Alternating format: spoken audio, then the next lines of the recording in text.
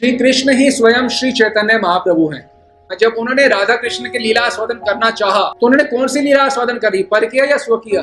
पर किया। तो सबसे सर्वश्रेष्ठ यदि कोई नहीं होती लीला, महाप्रभु ने तो एक ही लीला चुननी थी ना, या स्व किया या पर किया। तो चुना वो नित्य काल के लिए है, अनंत काल के लिए महाप्रभु पर किया भाव का रस आस्वादन करते हैं। जो रस है पर किया भाव, ये सर्वश्रेष्ठ रस है। नारद भक्ति सूत्र में बताया गया है प्रेम की ध्वजा, यानी कि सबसे ऊंचा प्रेम किसका है? गोपियों का प्रेम। गोपियों को प्रेम की ध्वजा माना जाता है, हाईएस्ट लव। गोपियां क्या हैं? परकिया भाव में। स्वकिया में तो ऐसा है ही नहीं। परकिया भाव की जो गोपियां वो पिनेकल ऑफ लव हैं।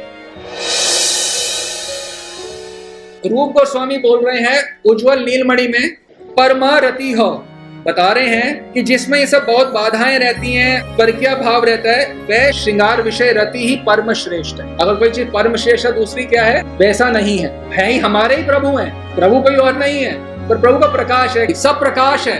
100, 80, 60, 50, 40, 20, 100 मीन्स मादन अखे महाभाव, परिपूर्णता।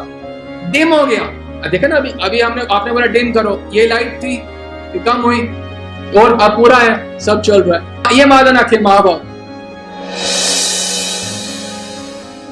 ये है सबसे सर्वश्रेष्ठ रस। तो केवल और केवल महाप्रभु के आश्रित संप्रदाय में है। सब संप्रदाय को नमन है, सभी युगल किशोर की उपासना करते हैं, चाहे राधा वल्लभियों, निम्बार्कियों, कोई भी हो। गौड़िया भी एक प्रकाश है, सब में राधा कृष्ण की उपासना है। निश्चित रूप से सब धन्य हैं जो राधा कृष्ण की उपासना कर रहे हैं, लेकिन जो परकिया भाव है वो केवल और केवल गौड़िया संप्रदाय में, वो किसी अन्य संप्रदाय में नहीं। बाकी जितने भी संप्रदाय हैं वो स्वकिया में आते हैं।